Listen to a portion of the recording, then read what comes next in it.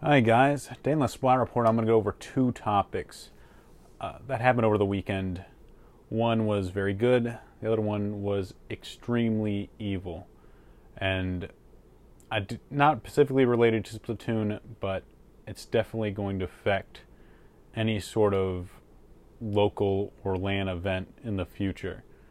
So we're going to get right into it. And I have a robust comment section on my previous video about specifically relating to Australia. So let me get right into it. And I'm going to have to read off of this so I get their names right. The bad news first, for those who don't know or haven't heard, on Sunday in Jacksonville, Florida, there was a Madden tournament where a player that had lost took out a gun and started opening fire on the venue. In the end, he killed himself. Before that, 2 people died, several injured. Taylor Spot Me Please Robertson and Elijah Trueboy Clayton were killed. So several others were injured. This is obviously a horrific event, and I've definitely affected a lot of people, even the Splatoon community. You know, when something like this happens, and if you've listened to the footage, it's really easy to start wondering, could something like this happen at a venue that you're at? A lot of people were actually at, Long Island Splat as they were learning about this event. And so, it is really easy to start, thinking in your head, could this happen to me? Am I safe at the venue or, venues in the future? I think the important things to remember at times like these is just to look at the probability of it. Fear is often irrational. I'm not trying to minimize people being afraid at this event. It's obviously terrifying. But when you think about how many events like this have happened and how many millions of people have attended events like this, the chances of you being shot at a gaming event are extremely low. Really, really, really low. So it's not worth it, in my opinion, to be afraid to go to a LAN like this, especially when there's just so much to gain. I know personally I've gained a ton through, taking part in the video game community, games related to it, the Splatoon community as well. So to me, it's just not worth it to be afraid and let a horrific event like this, this one evil individual stop me from doing what I love. But this is something that is definitely going to affect LANs in the future. We've already had Gatorlands coming up, which I plan on attending.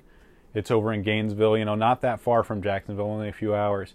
So this definitely hits close to home for me, and I think for a lot of members of the Florida Splatoon community, that something like this happened in our state. But they have said that they're going to increase the security, which is nice to help alleviate fears. I personally, even if there wasn't security, I'd still go. I honestly believe that the venue's safe, security or not, bag checks or not. In the end, bag checks can only do so much. It's pretty easy to conceal a weapon on your person, too, with like a Glock or actually, I'm not really going to go into the details. I don't try and frighten people, but there is a lot of concealed carry options. And if someone really wanted to storm the event, they could. But these things are so, outlandishly improbable that you just can't worry about it. You can't live your life worrying about things like this. We got to, carry on. There is a GoFundMe. I'll link it in the for the people that were killed. I'll link it in the description, so you can contribute to that if you're feeling generous. There's also an interesting article. I had on the slide report. I'll link it in the thing as well, where the organizers are being sued by lawyers, and this does kind of throw into question, what could happen down the road. Like, are small-time organizers going to be, expected to provide security. I mean, if you're just trying to hold an event with 10 people, sort of a group of friends, and you want to get a room somewhere, is that going to suddenly require like $1,000 worth of security? It remains to be seen, but this could be bad, potentially be bad for small-time organizers that may not have a lot of funds to get gaming off the ground. I think these locals are really important, especially for fostering, new players, getting them in to the Splatoon community, get them really interesting and active. I know after I get back from these locals, I'm as motivated as I ever was to play Splatoon. So it's definitely something to think about. And definitely, like I said, don't let this one act of evil prevent you from doing what you love. It's not worth it. All right, so now I want to move on to a good event, one that was really excellent. Long Island Summer Splat happened over the weekend. I caught pretty much all of Sunday, which I think went on for like 10 hours, but it was absolutely amazing. The GSM, Aeon Gaming, everyone involved in that just did an absolutely fantastic job. The presentation of the LAN, especially from the online standpoint, was just absolutely fantastic. I loved the analyst desk. The commentators they got were fantastic too. They had the replay system. They had a lot of really ambitious stuff with the presentation of this LAN, and I think it definitely worked out. There were like some small technical hiccups, so I really hope they try and do more of it, like even on like Fresh Start Cup, and try and work out all the kinks just to get it really, really smooth, because the stuff they did was absolutely excellent. So good. I really love, especially like the transition between the commentary, in-game commentary, and then having the analysis as a separate team.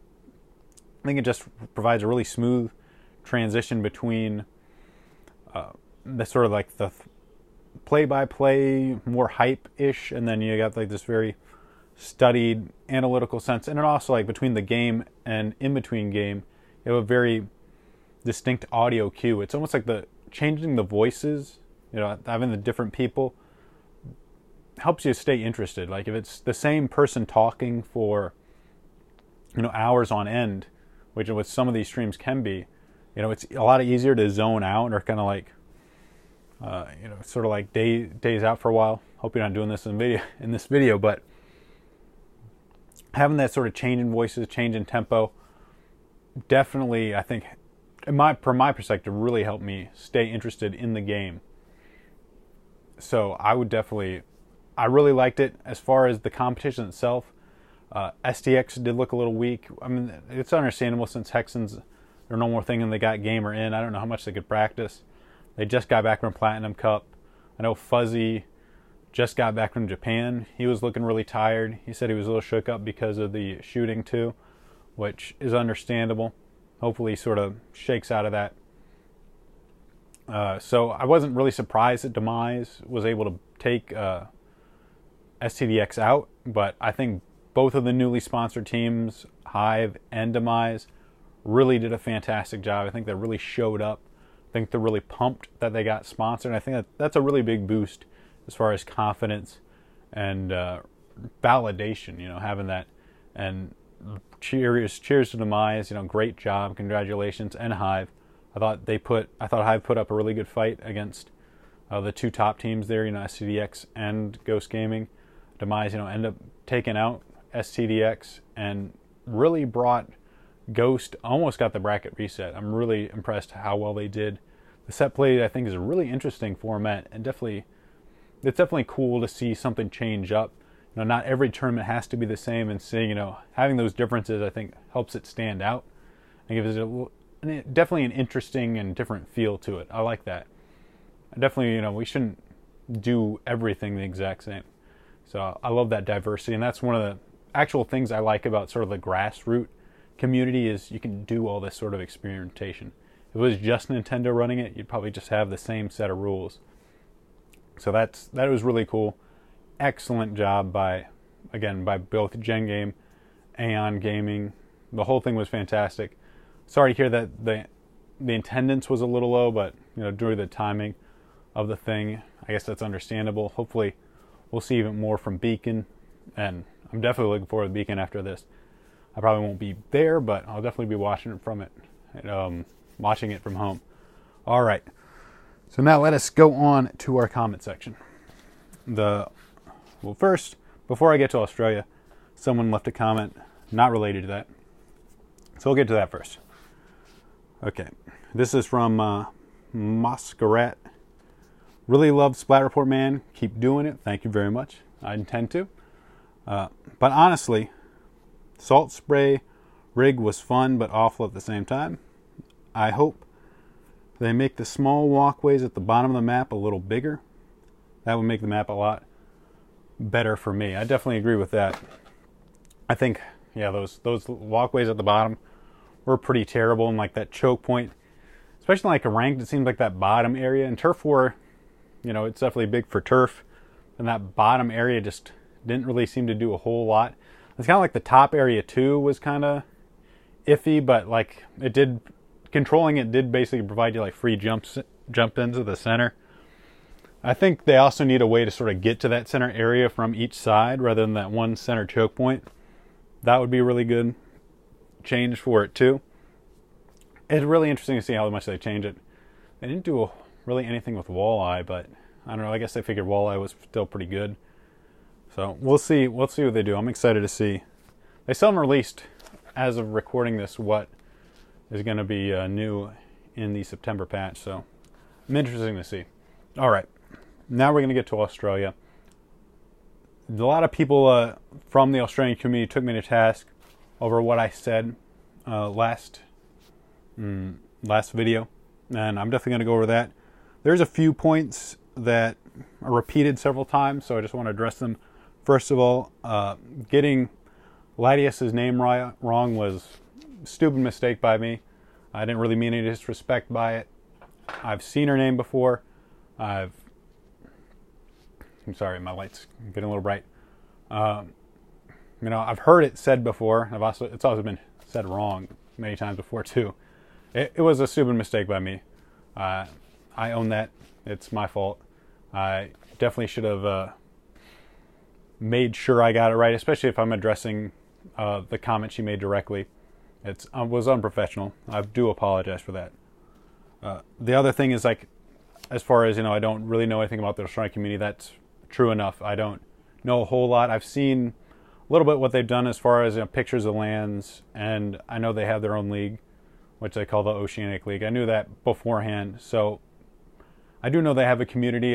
And personally, I've had respect for, or have respect for, the Australian community. I think what they've done so far, even without, you know, knowing a whole lot about it, is really cool. They're much smaller, I think, than any other community, at least out of the big four, as far as Nintendo's divided it. They're the smallest, and I thought, you know, what they've done with that, you know, being all the way over there, kind of isolated from the other English-speaking countries, is really amazing. So, but yes, they're 100% right that I don't know a ton about the Australian community. And, well, let's go into it, because I think some of the other comments in here really hit what I got wrong right. So let me start off first. This was from Chaos X Gaming. I'm going to have to call BS on a few points there. I'll admit that I'm relatively new to the competitive Splatoon community. However, from what I have seen, the AU/NZ, that's New Zealand, community is by far the most flexible. They're willing to work with other regions to coordinate start times. They work for both parties. However, the NA region is very uncooperative. NA is willing to work with them, or Japan is willing to work with them, not only because the time difference is minimal, but the Japanese community wants to see the global community become larger and stronger. I may not be very good at the game, but I live in Japan, and as a result, am in contact with people from both the Japanese, Australian/New Zealand communities. Japan wants more people to be part of the gaming community, and Australia wants to be taken seriously. Australian players are often written off as only good because their lag benefits them. That is simply a lie. The American European communities are also rather hostile to new players, whereas the Australian and Japanese communities are trying to actually grow the community rather than make it exclusive If Australia wants to be part of the Western scene, they need to make first move. Australia has tried, but Americans are too stubborn to work with them. One last thing. Her name's Latias, like the Pokemon, not Latinas. All right. Let's see. Let me break this down. I think it's great that Japan is willing to work with Australia. I think that's fantastic. And also, of course, the people saying, I think this is the thing that a lot of people criticize me, that I didn't know or realize that the amount, I don't want to say hate, but criticism, or hate just seems like too strong a word, but they do get a lot of a beating, for, there's obviously latency issues if you're going to play between, U.S. and Australia. I think even from what I've been listening on their podcasts, even Australia, even within the Oceanic League, there's some lag issues. Just, I guess Australia doesn't have fantastic infrastructure. I assume, which makes, due to the size of the continent, it's kind of understandable, especially if you don't have, in certain areas where there's not a whole lot of population density.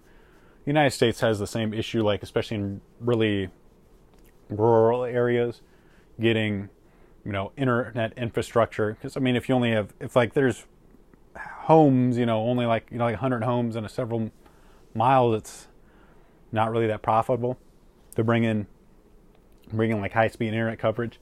Hopefully things will get better. I'm really looking forward to, it's not 5G, I believe it's like 6G wireless. It's supposed to be like almost equivalent to broadband internet speeds, or maybe it is. I'm not 100% sure on that, but to me, it makes, if you're not having to run wires, you can just, put towers in different places. That could potentially be a really big lifesaver, because a lot of times, especially in America with internet, the big thing is like right away costs. They'll lay down, like to actually use the lines, you actually have to pay the county to use, run lines on there or use those poles. That adds to a big cost and sort of cuts down on competition. But that's a huge aside from this comment. No, sorry, apologize for that. Obviously, I never said that Australians lag benefits them or anything of the sort. I also think saying American European communities are rather hostile to new players is a bit of a generalization.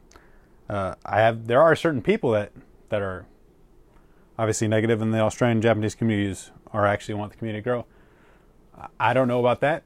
That's your own take on it. Like I said, you can believe that I haven't really seen a lot of evidence supporting either. But I'm really glad the Australian community does seem very friendly. Don't know a whole lot about the Japanese community, but I'm glad they are working. You had the whole Platinum couple of Shinobiism, and that I think definitely shows that they're really trying to bring the international community together and make that a thing. So that definitely proves it. Thank you for your comment. John Scooby writes, the AUNZ, I'll just say Australian since it's an abbreviation for Australia, used to run tournaments at pretty NA-friendly times. We even got a lot of NA teams participating. Quite a few local teams used to play in Ludi and the like, despite frequently being asked to play at 3 or 4 a.m. local time. It's been a bit more of a disconnect lately. That's partly because the local organizers have focused more on local projects, namely land meetups, regional leagues that are only open to players from the AU, NZ, SCA. I believe that's Southeast Asia, right? You're inevitably going to see less pollination, if more attention is being given to region exclusive events. I have seen some screenshots from these lands. I think it's really cool, and I don't blame them for doing more, working on the local region. I think that's where the most growth actually happens. Right? The best growth is a lot of these local scenes, trying to get in interests, from other locals. And I think that really gives you a chance to bring in people that probably wouldn't normally play the game, then, and help get them involved, get them excited, and hopefully they eventually grow. Not everyone's going to be a competitive player, and not everyone needs to be, but the more everyone's involved in the community, the better it is. Even if they're just fans, that's more views on YouTube, that's more views on Twitch. That's a big deal for things like advertisers and sponsors and all that stuff. Let's see. At the end of the day, the tyranny of time zones is something people just have to deal with. It's tremendously difficult to find a time that works for Australia, North America, and EU at once. The sweet spot is 8 a.m. AEST, which equates to 10 p.m. UCT, 5 p.m. ECT. And given the relative size of each region seen, it's not surprising that NA events generally prefer to opt for more European-friendly times over Australian-friendly ones. Yep, I mean, that definitely makes sense. Okay, obviously, you want to try and maximize players, and unfortunately, Australia gets left out of that equation sometimes, which is unfortunate, but in some ways it is inevitable. The same thing with latency. When someone's halfway across the world, that's just a reality. I feel your tone throughout is a bit patronizing, though. Many of your suggestions for Australian teams and players are things we've already tried, so it feels like you're wading into the issue here without doing your homework. There's no denying that time zone barriers, combined with the small size of the Australian scene, are a strong disincentive for North American organizers to run stuff at Australian-friendly times. It should be possible to lay those facts out without alienating everybody, but your decision to boil the issue down to Australian teams are too weak for anybody to bother playing with and aren't trying hard enough is reductive and disingenuous. Between that and getting Latius's name wrong, it feels like you're throwing shade without bothering to acquaint yourself with the community you're talking about. I'm sure that was not your intent, but I feel that such a tactless approach has done more harm than good. All right, that's the end of the comment. That's, I think, what really good feedback. And I think that's definitely one of the ways I got... Oh, let me keep this. That's one of the ways, or one of the areas I really got it wrong. Was looking back, I think it was way too jokey, and it definitely came off as obnoxious. It wasn't my intent. That's something I've been struggling with as far as presentation of the Splat report. Sometimes I feel like, all right, I want to make it, kind of upbeat, and maybe that keeps people more interested. But I've gone for a more serious tone, or more laid-back tone. Maybe that's a better way to do it, especially when it's hard to talk about some of these topics. And I wasn't trying to say Australia's weak. One of the things that she was saying is people wanting to play at Japanese time, or with the Japanese. I mean, a lot of these players that at least from my perspective, are really high-level players that pretty much think North America sucks in general. And they really want to get a high level of competition. And the fact is Japan has the largest population of players. I think that's one of the reasons it is the strongest of them. I mean, the more people you have playing the game, the chances are the more people you're going to have that are really good at the game. So they turn to them to get basically the competition that they can't get anywhere else. I do think, yeah, it was probably a bad idea to sort of lay out the rankings the way I did. It is difficult to get in these things. I don't want to talk. Really don't want to say, because I mean, the difference is with players is there's definitely a social value to players, and like the Australian community is a wonderful community. It contributes to the larger community. And I know like several players that are really important members of FLC that run Ink Academy that put out blog posts. I really like Toad Silly T's Twitter account. I think he puts out and retweets a lot of really cool stuff, and that value is extremely important. And by the same time, there's also the actual game aspect of it. And as far as like competition goes, there is that side of it too, and that's strictly based on results from the game. So, I mean, I don't want to say Australia's weak or, unimportant, even, as far as the game goes, because the more people we have playing, the better it is. And I'm not really, and I'm kind of like losing my train of thought here as far as I want to say, but it's just hard to, I want to be able to talk about, who's better and who isn't, but at the same time, I don't really want to try and insult players while I'm doing it. So it's a really difficult topic, and I guess I just haven't done a really good job of finding a way to say it eloquently. Because I mean, there's even when I was so a player today that on Twitter talking saying I feel like nobody has really considered me a top player.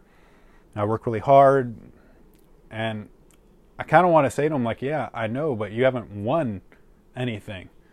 And I mean, it's true. I mean, he's a very good player, but at the same time, he or his team hasn't really gotten any big wins, really put him up at what I consider a top player is STDX, Feed to Win, Kraken Paradise, Ghost Gaming. Those people are top players. And the top players have either been on those teams or can compete with those teams. So, the player that I was talking about in question, he just hasn't gotten those wins yet. He hasn't beaten those teams or, really shown that he can really hang with those teams. So at the same time, do I say hey? At the same time, I want to say hey, you have to get those wins in order to get, that level of, respect, or I don't even want to say respect, but to be considered at the top, you've got to be able to beat people at the top. But I don't know. I'm getting way too far into the weeds here, but yes, the tone was bad, and I apologize for that. I certainly didn't intend to offend the Australian community, and I didn't want to call them weak, because there's quite a few good players and some good teams in Australia. The smaller scene is going to make it harder. I think the smaller the scene is, the less likely you'll have a lot of strong players, just simply from statistics.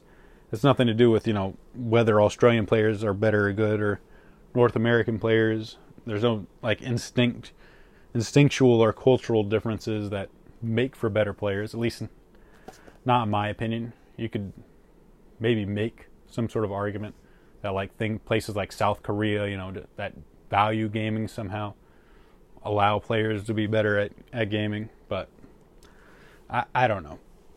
But I do appreciate the comment, and I think you really nailed how I went wrong, John. Thank you very much. Let me move on. AM Rose says, Australians got to make the first move. I have some stories from you. This is a long one.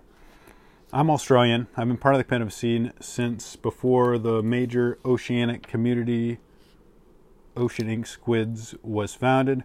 Let me tell you some of the things I've experienced. I have 16 alarms in my phone before 9 a.m. from when I played Ludi, because even though we could schedule our own matches and my opponents were always made well aware we had players from Australia and New Zealand, they won't adjust. On more than one occasion, I woke up at 2 a.m. to discover my opponents had postponed our Ludi match to another day and notified us a couple hours earlier. And I suggested to Ludi staff that cancellation should be done within enough time to allow a decent night's sleep. I was brushed aside and ignored. The Australian team Bro once made it to the finals of Ludi's playoffs and had to stay up until 1 to 2 a.m. for their final match. They were informed that some of their opponents had slept past 12 p.m. their time, so they had to delay a couple hours.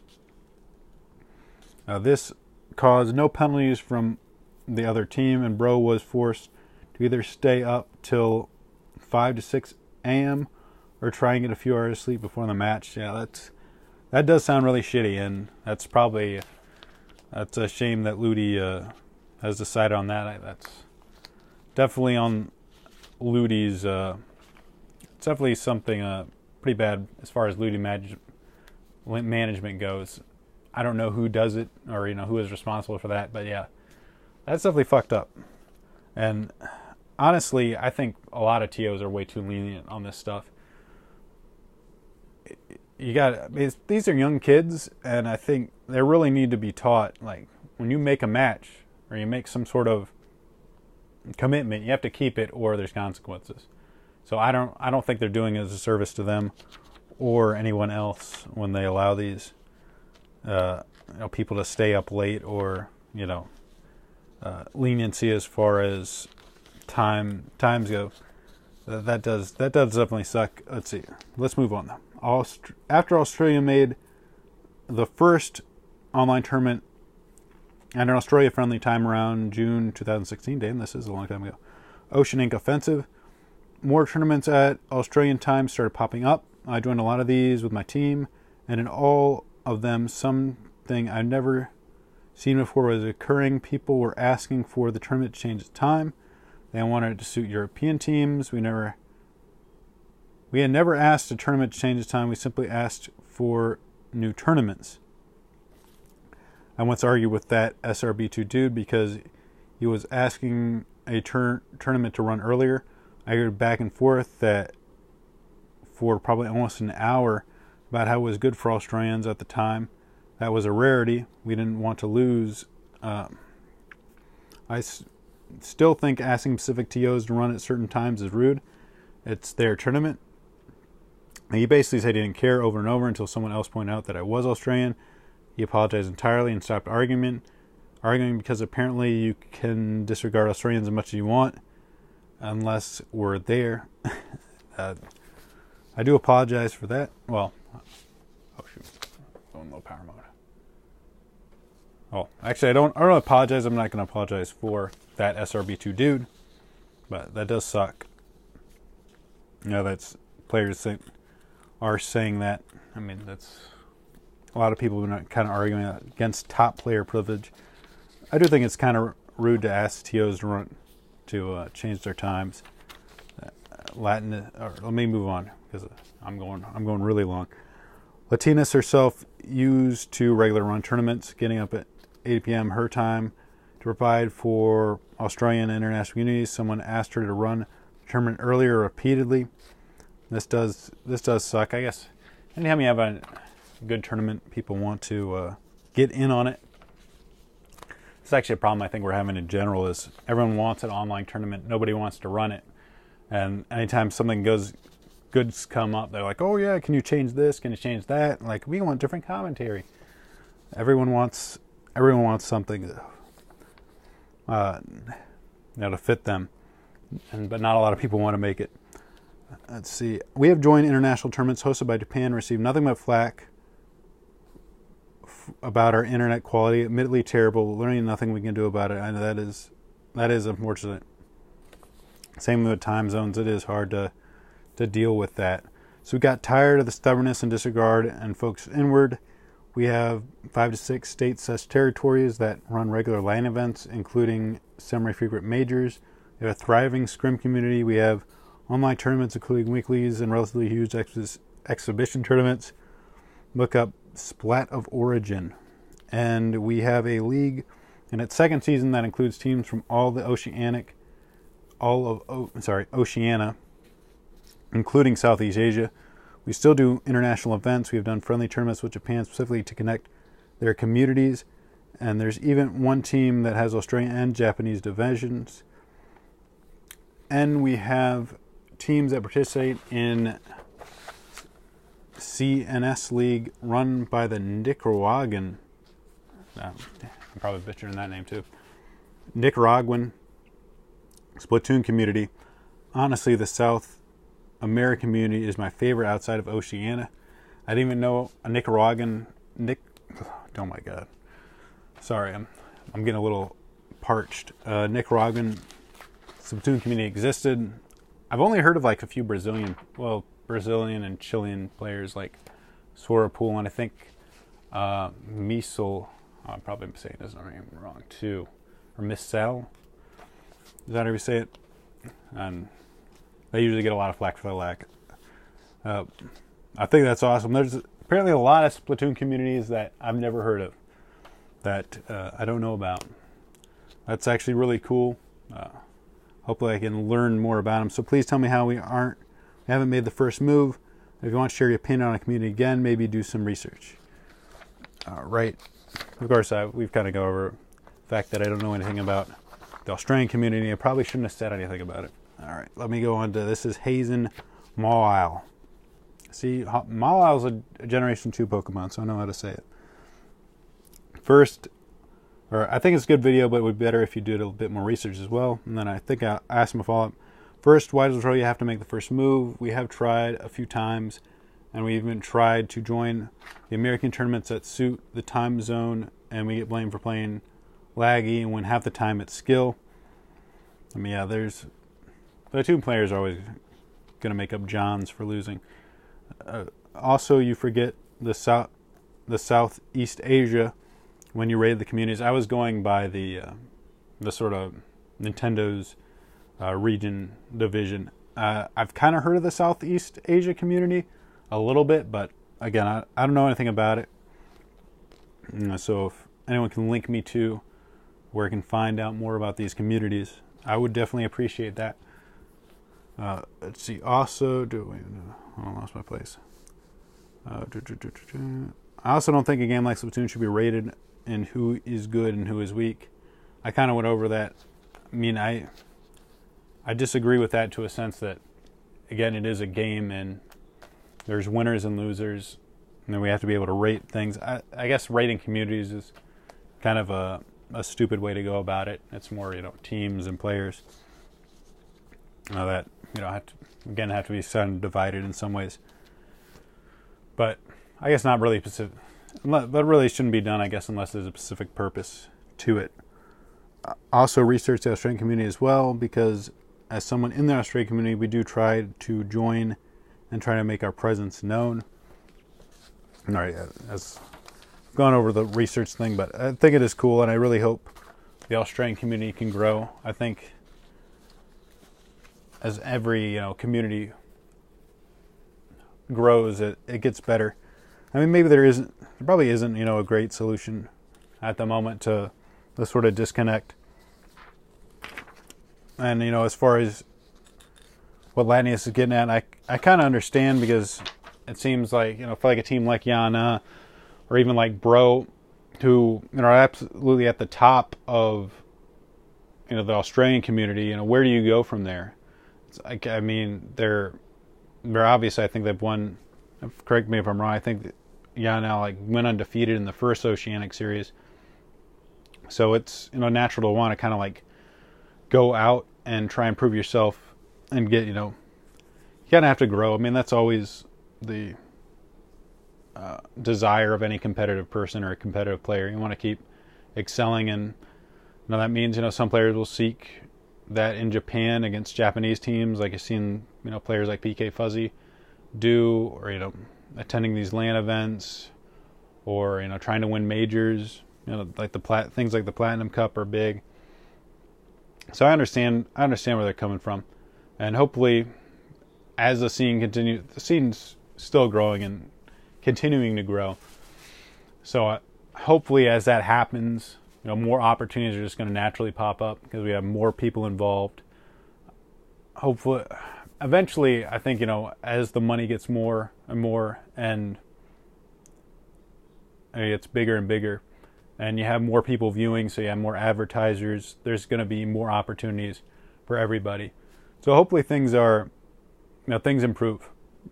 And even as we speak, I think you can even see it within the past few years, things have just gotten better and better. There's always been more and more, even like right now where the NA scene is kind of, seems like there's not a lot of online tournaments. There's still, overall, things are just going up and up. Sort of final thoughts that I wanted to say is I do appreciate everyone from all the Australians that gave me comments on the last video. I do appreciate how civil they were too. I am sorry that I upset some of the players. That wasn't really my intention, and I think it definitely shows how friendly that community is. that they're able to express it in such a, like I said, kind and civil way. So thank you very much, guys. That's it for my report. It's went kind of long, and I'm a little bit thirsty, but thanks for sticking with me. I hope you enjoyed it. Have a good day, guys.